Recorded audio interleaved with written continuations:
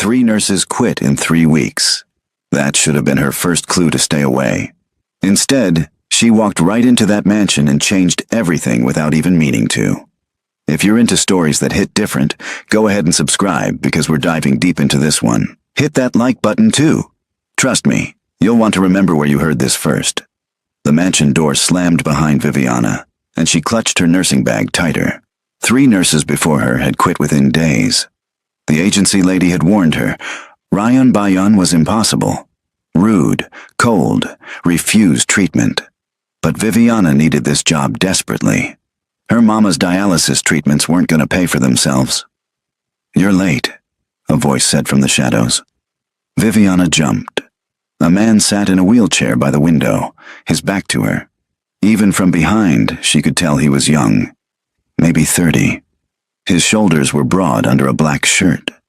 "Traffic was bad, and I'm actually 10 minutes early," she said, checking her watch. He turned the wheelchair around. Viviana's stomach flipped. He was gorgeous. Sharp jawline, dark eyes that looked like they could see through walls, black hair falling across his forehead. But those eyes, they were empty, completely hollow. "I didn't ask for another nurse," Ryan said flatly. "Leave." "Well, that's too bad because I'm staying." Viviana walked past him, setting her bag on the table. "Your doctor says you haven't taken your medication in 3 days. That leg wound won't heal if you keep—" "Get out!" "Nope." She pulled out the medication bottles, arranging them in a row. "You can sit there and glare all you want, but I've dealt with worse than you. My mama once threw a bedpan at me when she was having a bad day. You're gonna have to try harder." Something flickered in Ryan's eyes. Surprise, maybe. Nobody talked to him like this. "I don't need your help," he said, but his voice had lost some of its edge. "Your infected leg says otherwise."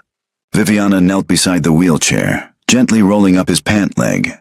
The wound was worse than she'd expected. Red, swollen, angry. "This needs to be cleaned and dressed properly. When's the last time someone changed this bandage?" Ryan looked away. 2 days ago, the last nurse quit before she could finish. "Of course she did." Viviana sighed, pulling out her supplies. "This is gonna hurt a bit, but you seem like you can handle it." As she worked, she felt his eyes on her, studying her. Most people would have been nervous under that intense gaze, but Viviana had learned long ago that the toughest patients were usually the most scared. "You're different," Ryan said suddenly. "The others were terrified of me." "Should I be terrified?" Viviana asked, not looking up from her work. "Most people are. They know who I am, what I do. I know you're Ryan Bayan. I know you run half the businesses in this city, legal and otherwise. I know people whisper your name like it's dangerous." She taped down the fresh bandage and met his eyes. "But right now, you're just a stubborn patient who needs medical care. That's all I see." Ryan's expression shifted. For the first time since she'd arrived, he almost looked human. "You're either very brave or very stupid," he said quietly. "Probably both." Viviana stood up, washing her hands in the nearby sink. "Now, you're going to take these pills, eat something, and rest. Tomorrow we'll work on getting you mobile again. That leg won't heal if you're stuck in this chair all day." "I can't walk," Ryan said, and there was something broken in his voice. "The accident. The doctors said with proper physical therapy, you might regain function." "Might. But you've been refusing treatment, so we'll never know, will we?" Viviana crossed her arms. "You scared of the pain or scared of hoping?" The question hung in the air like smoke. Ryan's hands gripped the wheelchair armrests so tight his knuckles went white. "You don't know anything about me," he whispered. "Then tell me." Viviana pulled up a chair and sat down, facing him directly. "I've got time." For a long moment, Ryan just stared at her. Then, slowly, he started talking. About the car accident 3 months ago. About how his business partner, his best friend since childhood, Junho, had been driving. How they'd been arguing about something stupid, and Junho had looked away from the road for just a second. The truck came out of nowhere. "Junho died instantly," Ryan said, his voice hollow. "I survived, but I can't even stand up. Some survival." Viviana reached out and put her hand over his. He flinched but didn't pull away. Surviving means you get another chance, she said softly. Maybe you're supposed to do something with it. Before Ryan could respond, the mansion doors burst open. A woman in a designer dress stormed in, her heels clicking against the floor like bullets. She was beautiful in a sharp, calculated way. Perfectly. Styled hair, red lips, cold eyes. "Ryan, darling, I heard you hired another nurse," the woman said, her voice dripping with false sweetness. She glanced at Viviana with barely concealed disgust. "This one looks different from the usual help." "Mion," Ryan said, his voice going flat again. "What are you doing here?"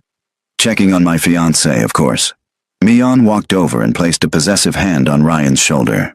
"We're still engaged, aren't we? Even if you've been avoiding my calls." Viviana stood up quickly, suddenly feeling like she'd walked into something complicated. "I'll just prepare your evening medication." "Yes, do that," Mion said dismissively. Then, to Ryan, in a whisper that wasn't quite quiet enough, "Really? You're letting someone like her touch you? What would your family say?" Viviana's back stiffened, but she kept walking toward the kitchen. She'd dealt with racism her whole life. This wasn't new. But somehow, hearing it here, in front of Ryan, it stung differently. She was measuring out pills when she heard Ryan's voice, clear and cold. "Mion, get out!" "Excuse me? You heard me. Leave, and don't come back unless I specifically invite you." "Ryan, you can't be serious. Our families have an agreement." "I don't care about agreements. Leave, now!" The silence was deafening. Then came the sharp sound of heels retreating, followed by a door slamming. Viviana let out a breath she didn't know she'd been holding. When she returned with the medication, Ryan was staring out the window again. His jaw was set, but there was something vulnerable in the way he held himself. "You didn't have to do that," Viviana said quietly, handing him the pills. "Yes, I did." Ryan took the medication, swallowing them without water. "My father arranged that engagement before the accident. Mion doesn't care about me. She cares about the power and money. I've known it for years, but I was too much of a coward to break it off. And now I'm done pretending." He looked at her, and something in his eyes made Viviana's heart skip. "You asked if I was scared of hoping. Maybe I am, but maybe I want to try anyway." Viviana smiled. It was a small moment, but it felt like the beginning of something impossible. Batch 2. 3 weeks passed like a dream and a nightmare mixed together. Viviana came every day, and slowly, painfully, Ryan started to heal. Not just his leg, though that was getting better too, but something deeper. He smiled sometimes now. Actual smiles that reached his eyes. They talked about everything. Viviana told him about growing up in Botswana, about her mama's illness, about her dreams of opening a free clinic someday. Ryan told her about the pressure of running his father's empire, about feeling trapped in a life he never chose, about Junho and the guilt that still kept him up at night. "Stand up," Viviana said one morning, positioning the parallel bars in the physical therapy room. "I can't." "You can. You've been getting stronger. I've seen it." She held out her hand. "Trust me?" Ryan looked at her hand for a long moment. Then, slowly, he reached out and took it. His palm was warm against hers, and Viviana felt electricity shoot up her arm. Their eyes met, and suddenly the air felt thick. "Okay," Ryan whispered. "I trust you." With Viviana supporting him, Ryan pushed himself up from the wheelchair. His legs shook violently, and his face twisted in pain, but he stood. Actually stood. For the first time in 3 months, he was on his feet. I'm standing," he said, his voice breaking with emotion. "You're standing," Viviana confirmed, tears in her own eyes. "You're doing it." They stood there, Ryan leaning heavily on the bars and on her, both of them crying and laughing at the same time. It was a small victory, but it felt enormous. That night, Ryan asked Viviana to stay for dinner. They ate together in the dining room. Nothing fancy, just the simple stew Viviana had made because Ryan's personal chef had the evening off. They talked and laughed, And for a few hours, Ryan wasn't a mafia boss, and Viviana wasn't just his nurse. They were just two people who understood each other. "I need to tell you something," Ryan said as they were cleaning up. He looked nervous, which was strange on him. "These past few weeks, you've changed everything for me. I don't just mean the physical therapy. I mean, you make me want to be better. To do better." Viviana's heart hammered. "Ryan, I know it's complicated. I know I'm engaged, even if it's an engagement I never wanted. I know our worlds are completely different, but I can't keep pretending I don't feel—" The front door exploded inward. Not literally, but it might as well have. A tall, older man in an expensive suit walked in, flanked by two bodyguards. He looked like an older, colder version of Ryan. "Father," Ryan said, his voice going ice cold. "I wasn't expecting you." Clearly, Ryan's father, Chairman Byun, stared at Viviana like she was an insect. "Is this the nurse Mion told me about? The one who's been caring for you?" "Her name is Viviana," Ryan said firmly. "And yes, she's been helping me recover. I can walk again because of her." "How wonderful." Chairman Byun's smile didn't reach his eyes. "I'm sure she's been very dedicated. However, her services are no longer needed. I've arranged for a proper medical team to take over your care." "I don't want another team. I want Viviana." "What you want is irrelevant." Chairman Byun pulled out a checkbook, scribbled something, and handed it to Viviana. "This should more than compensate you for your time. Please collect your things and leave." Viviana looked at the check. It was for more money than she'd make in 2 years, enough to pay for her mama's treatments and then some. Her hands started to shake. "Don't take it," Ryan said urgently, moving toward her. His leg buckled, slightly, but he caught himself on the table. "Viviana, please, don't leave." But Viviana was already doing the math in her head. Her mama needed that money, needed it desperately. And what future did she really have here anyway? Ryan was engaged to someone else. He lived in a world where people like Viviana didn't belong. His own father was making that crystal clear. "I'm sorry," she whispered, taking the check. "I have to think about my mother." "Viviana, thank you for everything, Ryan. I hope you keep getting better." She grabbed her bag and walked out before she could change her mind, before she could see the look of betrayal on Ryan's face, before she could admit that leaving him felt like ripping her own heart out. Outside, Viviana made it to her car before she started sobbing. She'd done the right thing, hadn't she? Her mama needed this money. That's what mattered. But then why did it feel so wrong? Back inside the mansion, Ryan turned on his father with fury in his eyes.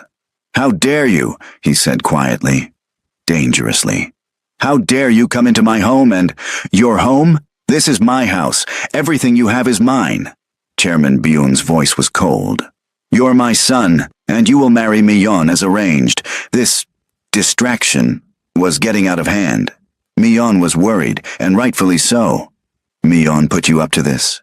She told me about your little nurse, about how you've been spending all your time with her, about how you've been talking about breaking off the engagement." Chairman Byun shook his head. "I won't allow you to throw away our family's alliance for some fleeting infatuation."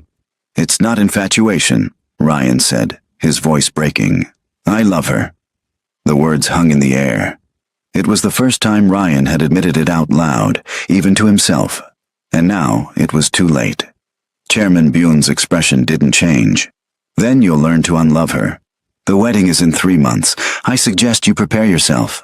He walked out, leaving Ryan standing alone in the dining room, surrounded by the remnants of the dinner he'd shared with Viviana. The dinner that now felt like a lifetime ago.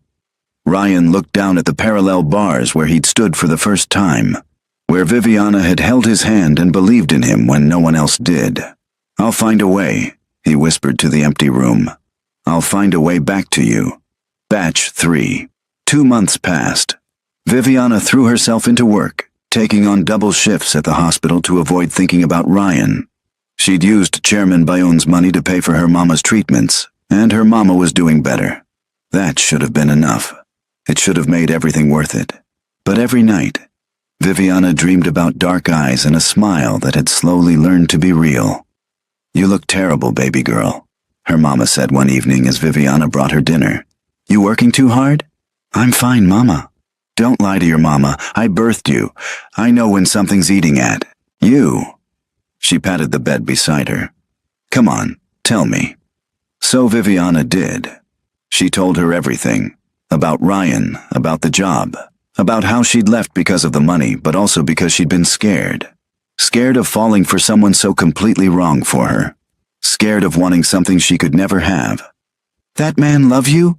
Her mama asked when Viviana finished. He said he did, but it doesn't matter. His family would never accept. Baby, listen to me. Her mama gripped Viviana's hand tight. I didn't raise you to run away from love because you're scared. You think I didn't face opposition when I married your father? His family thought I wasn't good enough either, but we loved each other and we fought for it. This is different. It's not different. It's never different. Her mama's eyes were fierce. Money comes and goes.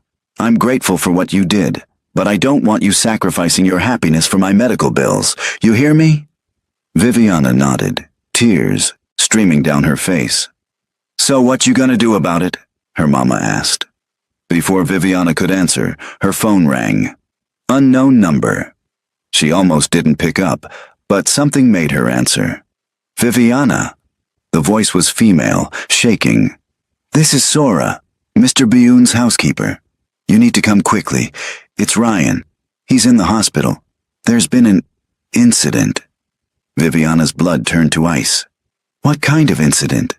Someone tried to poison him at the engagement party tonight. He's alive, but barely.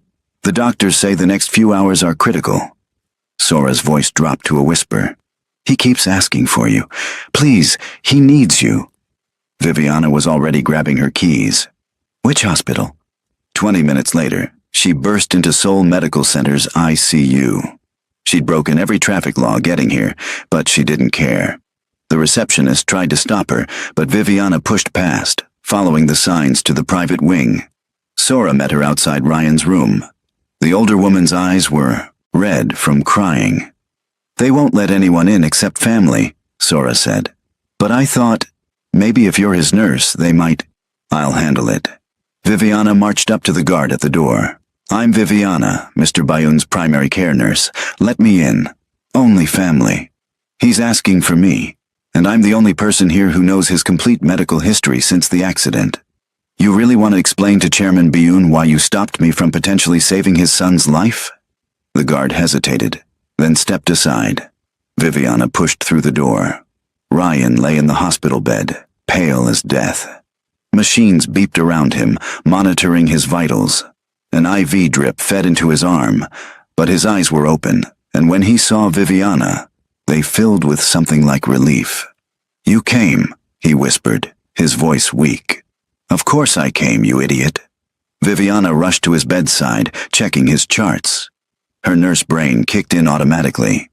What happened? The engagement party. Someone put something in, my drink. The doctor said it was some kind of toxin. Ryan coughed, and Viviana's heart clenched at how frail he sounded. They're saying I might not make it through the night. Don't talk like that. Viviana gripped his hand. You're gonna be fine. You hear me? You're too stubborn to die. Ryan managed a weak smile. I missed you. Every single day, I missed you.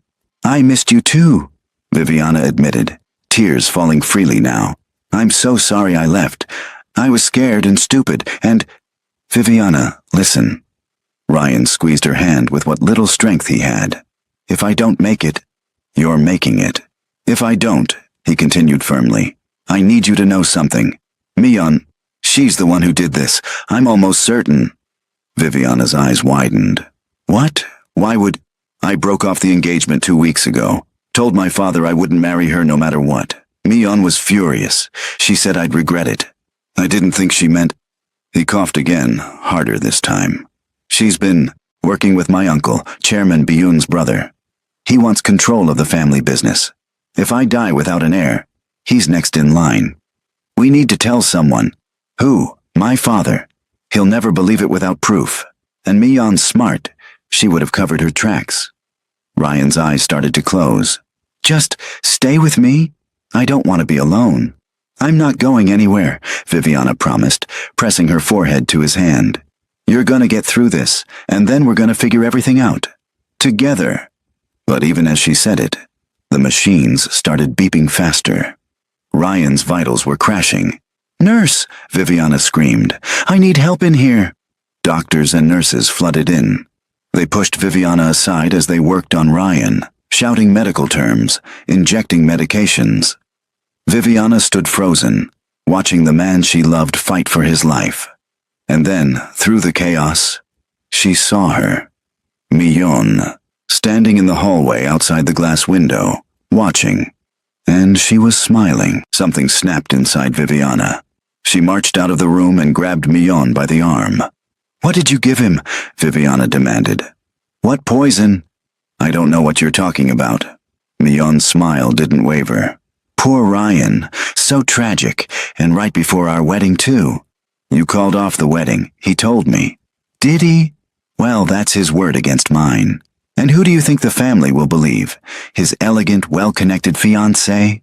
Or the random nurse he developed an unfortunate obsession with? Millon leaned in close.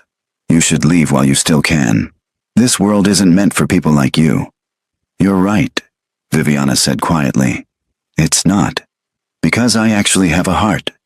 She turned back to Ryan's room, her mind racing. There had to be a way to prove what Millon did. Had to be something.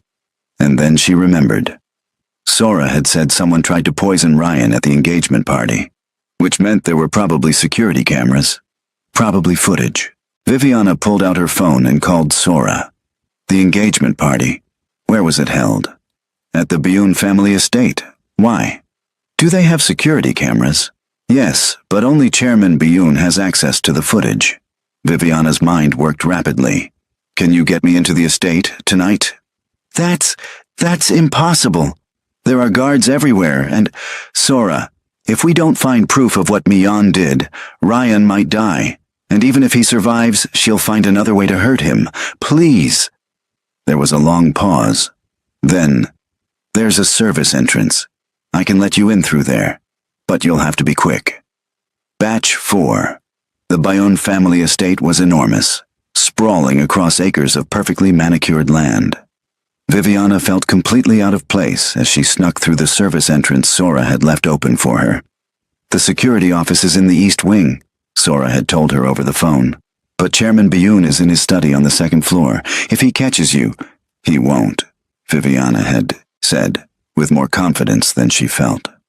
Now, creeping through the darkened hallways, Viviana questioned every life choice that had led to this moment. She was breaking into a powerful man's home to steal security footage. This was crazy. This was... What are you doing here?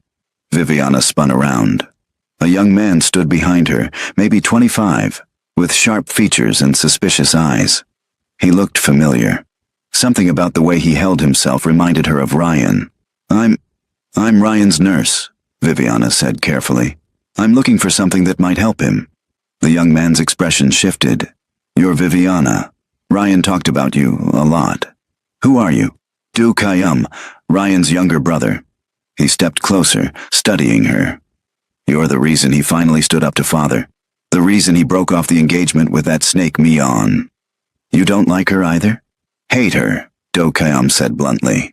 She's been playing Ryan for months, working with our uncle to try and take over the company.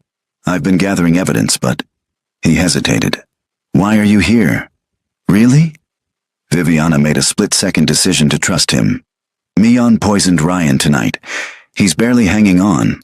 I need the security footage from the engagement party to prove it.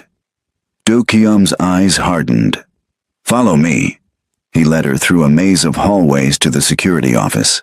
Inside, dozens of monitors displayed different areas of the estate. Du Kayum sat at the main computer and started typing. The engagement party was held in the grand ballroom, he muttered, pulling up footage. If Millon poisoned him, it would have been there.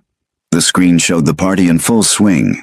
Guests mingled, servers circulated with drinks. And there was Ryan, looking miserable in a suit, holding a glass of wine. Watch, Du Kayum said, pointing. On screen, Millon approached Ryan. They talked for a moment, The footage didn't have sound, but their body language was tense. Then Mion said something that made Ryan turn away in disgust. While his back was turned, Mion pulled something from her purse, a small vial. She poured it into Ryan's wine glass. "Got you," Viviana whispered. "That's not all." Do Kyum fast-forwarded.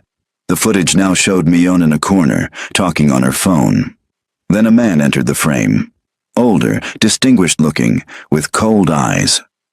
"Our uncle," Do Kyum said darkly. "Uncle Jinwook. He's been trying to push father out for years." On screen, Mion and Jinwook talked. Then Jinwook handed her something. It looked like documents. They shook hands like business partners sealing a deal. "We need to show this to Chairman Byun," Viviana said. "He won't believe it coming from me. He thinks I'm too young, too emotional." Do Kyum looked at her. "But you saved Ryan once already. Maybe he'll listen to you." Before Viviana could respond, the door burst open. Uncle Jinwook stood there, flanked by two large men. "Well, well," he said smoothly. "Little Do Kyum, playing detective. And with Ryan's nurse, how touching." "You're behind all of this," Viviana said, stepping in front of Do Kyum protectively. "You and Mion." "Behind what? I'm simply securing my rightful place in the family business." Jinwook smiled, but it was a shark's smile. "My brother has gone soft. He let Ryan refuse a strategic marriage for what? Love? Pathetic. This family needs strong leadership." "So you're gonna murder your own nephew?" "Murder is such an ugly word. I prefer removal of obstacles." Jinwook gestured to his men. "Bring them." The two men lunged forward. Do Kyum pushed Viviana toward a side door. "Run," he shouted. "Get that footage to the hospital, to father. I'll hold them off." "I'm not leaving you. Go!" Viviana ran. She could hear shouting behind her, the sound of a struggle. But she didn't stop. She clutched the USB drive Do Kyum had given her, the one with all the security footage, and ran like her life depended on it. Because it probably did. She made it to her car and peeled out of the estate, her hands shaking on the steering wheel.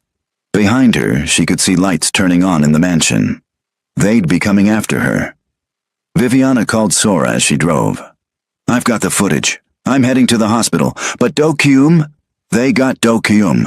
We need help." "I'll call the police," Sora said. "Just get somewhere safe." But Viviana wasn't going somewhere safe. She was going back to the hospital, back to Ryan. She had the proof they needed. Now she just had to make sure Ryan was still alive to see justice done. When she burst into Ryan's hospital room, Chairman Byun was there. He stood by his son's bedside, his face unreadable. "You," he said when he saw Viviana. "I told you to stay away from my son. Your son is dying because of your brother," Viviana said breathlessly. She held up the USB drive. "I have proof. Security footage showing Mion poisoning Ryan's drink, showing her working with Jinwook to overthrow you." Chairman Byun's eyes narrowed. "That's a serious accusation." "Then look at the footage yourself." Viviana handed him the drive. "But do it fast, because Jinwook has your other son. He has Do Kyum." For the first time since Viviana had met him, Chairman Byun looked shaken. He took the USB drive and plugged it into his laptop. As he watched the footage, his expression grew darker and darker. "That traitor," he whispered. "That absolute traitor." He pulled out his phone and made a series of rapid calls. Within minutes, the room was full of security personnel. "Find my brother," Chairman Byun ordered. "Bring him here, and bring Do Kyum home safely. Use whatever force is necessary." As his people scattered, Chairman Byun turned to Viviana. His expression was complicated, still cold, but with something else underneath. Maybe respect. "You risked your life for my son," he said quietly. "Why?" "Because I love him," Viviana said simply. "And because what Mion and Jinwook are doing is wrong. Family shouldn't betray family like this." Chairman Byun looked at Ryan's unconscious form. "I was wrong about you. I judged you based on prejudice and fear. Fear that Ryan would choose his own path instead of the one I laid out for him." He paused. "But maybe his path is the right one." Before Viviana could respond, the machine started beeping frantically again. Ryan's body convulsed. "He's crashing!"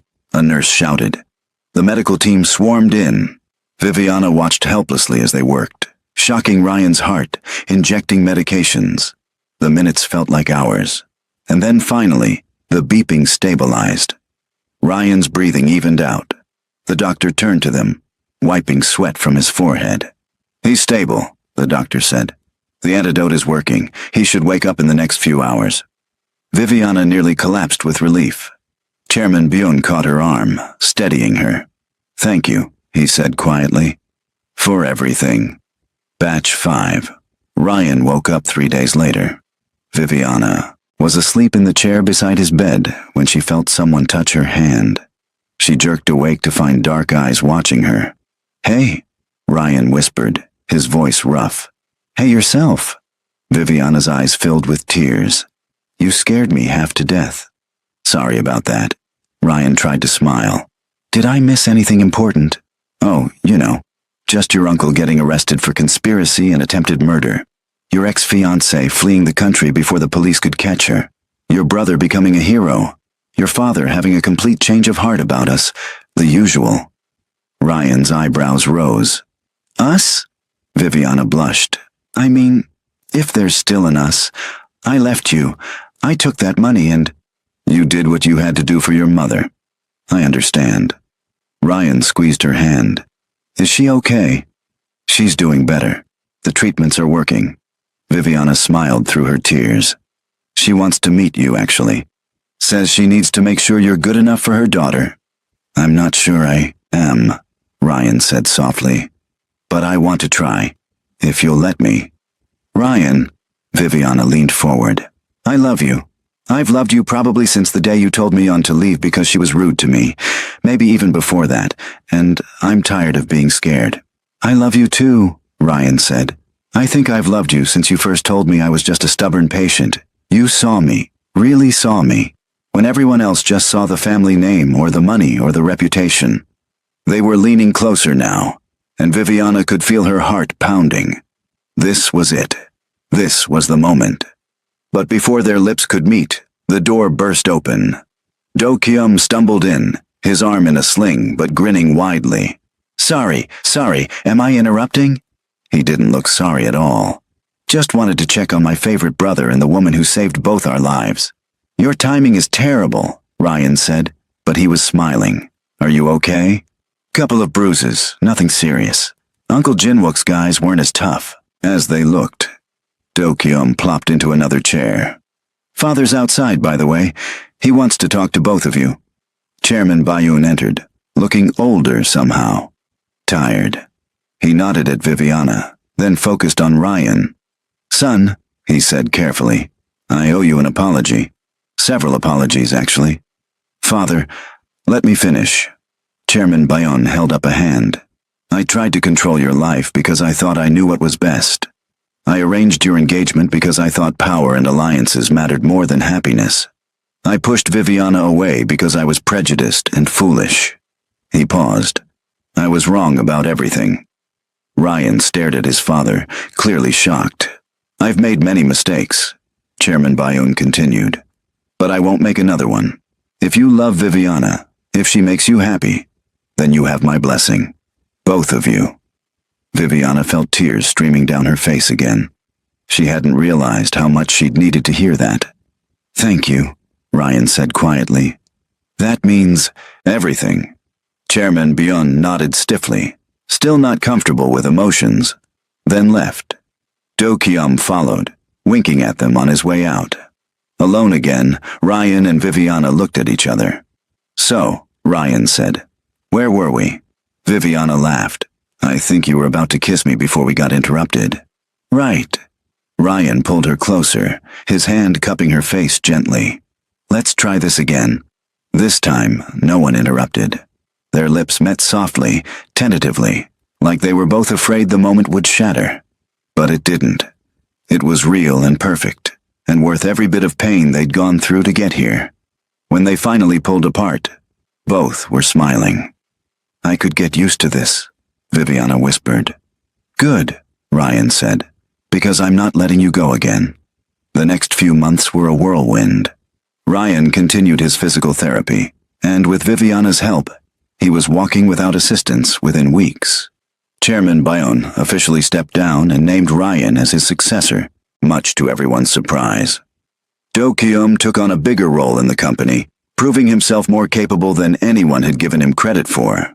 Mion was found in Hong Kong and extradited back to face charges. Uncle Jinwook was already in prison, singing like a canary to try and reduce his sentence. The whole scandal rocked the business world, but somehow the Bayonne family weathered it. And through it all, Viviana and Ryan grew closer. They were inseparable, really. Viviana met all of Ryan's associates and slowly won them over with her warmth and genuine care for Ryan. Ryan spent time with Viviana's mama, who declared him acceptable but needs to eat more, and proceeded to cook for him constantly. Everything was perfect. Too perfect. 6 months after the poisoning incident, Viviana started feeling sick, tired all the time, nauseous in the mornings. She ignored it at first, attributing it to stress, but when it didn't go away, she finally took a pregnancy test. Positive. Viviana stared at the little plus sign, her mind reeling. She and Ryan had never discussed children. They'd only been together for 6 months. This was too fast, too soon. She needed to tell him. But how? That evening she planned to do it over dinner. But when she arrived at Ryan's mansion, something was wrong. The lights were all off. The security team was nowhere to be seen. "Ryan!" Viviana called out, her voice echoing in the empty space. She found him in his study, sitting in the dark, staring at a folder on his desk. "Ryan, what's wrong? Where is everyone?" He looked up at her, and his eyes were hollow again. Empty like they'd been when she first met him. All the life and warmth that had slowly returned was gone. "I sent them away," he said flatly. "I needed to be alone." "What happened?" Viviana moved closer, fear creeping up her spine. Ryan pushed the folder toward her. "Read it." With shaking hands, Viviana opened the folder. Inside were medical documents, test results, doctors, notes. She scanned them, not understanding at first. Then the words started to make sense. Genetic markers, degenerative disease, progressive, untreatable. "I'm dying," Ryan said simply. "The doctors give me maybe 2 years, 3 if I'm lucky." Viviana's legs gave out. She sank into a chair, the folder falling from her hands. "No," she whispered. "No, this can't be right. There has to be—" "There's nothing. I've seen 5 different specialists. They all say the same thing." Ryan's voice was emotionless, like he'd already accepted it. "It's genetic. From my mother's side. It's why she died young, too.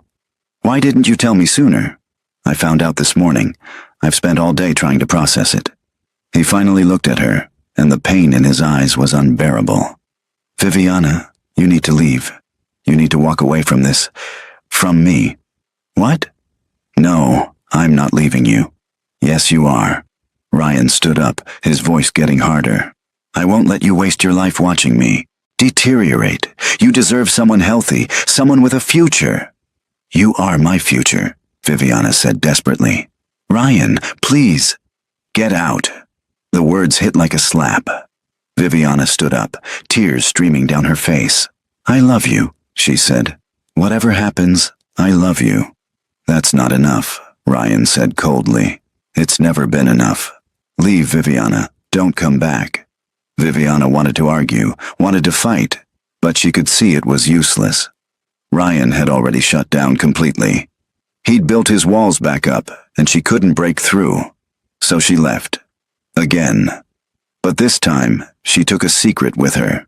A secret that was growing inside her, made of her and Ryan, proof that their love had created something beautiful. She was pregnant with Ryan's child, and he would never know. Batch 6. 8 months later, Viviana held her daughter for the first time. She had Ryan's eyes, dark and deep and beautiful. Viviana named her Miley, which meant strength, because this little girl was going to need all the strength in the world. "She's perfect," Viviana's mama said, tears in her eyes. Does he know? No, Viviana said quietly. And he's not going to. After Ryan had pushed her away, Viviana had tried to respect his wishes. She'd moved to Johannesburg, started working at a community clinic, tried to build a life without him. But she thought about him every day, wondered if he was okay, wondered if he regretted sending her away. And now she had Miley, a living reminder of what they'd shared, a piece of Ryan that she could keep forever. But fate, apparently, had other plans. When Miley was 3 months old, Viviana got a call from Do Kyum. You need to come back, he said urgently. He's not doing well. The disease is progressing faster than expected. Viviana, I think he's giving up. He told me to leave. He doesn't want... He's an idiot, Do Kyum interrupted. He's been miserable without you. He pushes everyone away, barely eats, barely sleeps. Just sits in that mansion waiting to die. But maybe if he saw you, maybe he'd find a reason to fight. Do Kyum, I have a baby. I can't just... There was a long pause. A baby? Viviana closed her eyes. She hadn't meant to tell anyone. Yes, a daughter, Miley. Is she Ryan's? Yes. And he doesn't know? No, he made his choice. He wanted me to have a life without watching him die. So I left. Viviana, Do Kyum said gently. He deserves to know he has a daughter. And she deserves to know her father, even if there's not much time left. Viviana looked at Miley, sleeping peacefully in her crib. Do Kyum was right. She knew he was right. Okay, she whispered. I'll come. 2 days later, Viviana stood outside Ryan's mansion with Miley in her arms. Her heart was pounding so hard she thought it might explode. Sora answered the door and immediately burst into tears when she saw the baby. Oh, Miss Viviana, she sobbed. Oh, she's beautiful. She looks just like... I know, Viviana said softly. Where is he? In his room. He rarely comes out anymore. Sora wiped her eyes. He's going to be so surprised. That was an understatement. Viviana climbed the stairs slowly, Miley warm and solid in her arms. She reached Ryan's bedroom door and knocked. Go away, came the weak response. Viviana pushed the door open anyway. Ryan lay in bed, and Viviana's heart broke at the sight of him. He'd lost weight. His face was gaunt, his eyes sunken. He looked like he'd aged 10 years and 8 months. I said... He stopped when he saw her. Viviana. Hi, she said, her voice shaking. I know you told me to leave, but I needed to see you, and there's someone you need to meet. She stepped forward so Ryan could see Miley properly. The baby chose that moment to open her eyes and look directly at Ryan. Ryan's face went through a dozen emotions in seconds. Shock, confusion, recognition, wonder. Is she... His voice broke. Is she mine? Yes, her name is Miley. She's 3 months old. Viviana moved closer. I found out I was pregnant the day you got your diagnosis. I was going to tell you that night, but then you pushed me away, and I thought maybe it was better if you didn't know. If you could just let go without feeling guilty about leaving us behind. Tears streamed down Ryan's face. Can I hold her? Viviana gently placed Miley in Ryan's arms. He cradled their daughter like she was made of glass, staring at her with absolute awe. She has your eyes, Viviana whispered. She's perfect. Ryan was crying openly now. She's absolutely perfect, and I almost never got to meet her. Viviana, I'm so sorry. I'm sorry I pushed you away. I thought I was protecting you, but I was just being a coward. You were scared. I understand. I don't have much time left, Ryan said, looking up at her. The doctors say maybe 6 months, maybe less. But whatever time I have, I want to spend it with you. With both of you, if you'll let me. Viviana sat on the edge of the bed, covering Ryan's hand with hers. Of course, always. The next 6 months were bittersweet. Ryan defied the doctor's predictions. Viviana was convinced it was because he finally had something to fight for. He spent every possible moment with Miley, watching her grow, memorizing her smiles, recording video messages for her to watch when she was older. He and Viviana got married in a small ceremony with just family and close friends. Viviana wore a simple dress, and Ryan was in a wheelchair again by then, too weak to stand for long. But when he said his vows, there wasn't a dry eye in the room. "I thought my life was over twice," Ryan said. "Once when I had the accident, and again when I got diagnosed. But you saved me both times, Viviana. You gave me hope when I had none. You gave me love when I thought I didn't deserve it. And you gave me Miley, the greatest gift I've ever received." His voice shook. "I don't know how much time we have, but I promise I'll spend every second of it loving you both with everything I have." They had 8 more months. 8 precious months of being a family, of late nights with a crying baby and early mornings watching sunrises, of laughter and tears and making every moment count. Chairman Bune, transformed by the experience, became a devoted grandfather. He spoiled Miley rotten and apologized to Viviana almost daily for how he'd treated her. Do Kyum became Miley's favorite uncle, always ready with silly faces and gentle songs. And Viviana's mama finally got to see her daughter truly happy. On a quiet Tuesday morning, with Viviana holding his hand and Miley sleeping on his chest, Ryan passed away peacefully. He was smiling. At the end, he wasn't afraid. He'd found his peace. The funeral was enormous. Hundreds of people came to pay respects to the man who'd changed so much in his short time as CEO.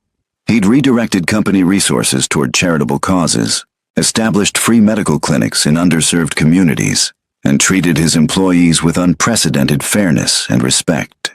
But to Viviana, he was just Ryan, the stubborn patient who'd learned to trust again, the man who'd faced death with courage, the father who'd loved his daughter with every fiber of his being in the limited time he had. 6 years passed. Miley grew into a bright, curious child who asked constant questions about her father. Viviana told her everything, about how they'd met, about his struggles and triumphs, about how much he'd loved her. Viviana never remarried. How could she, when she'd already had the love of her life?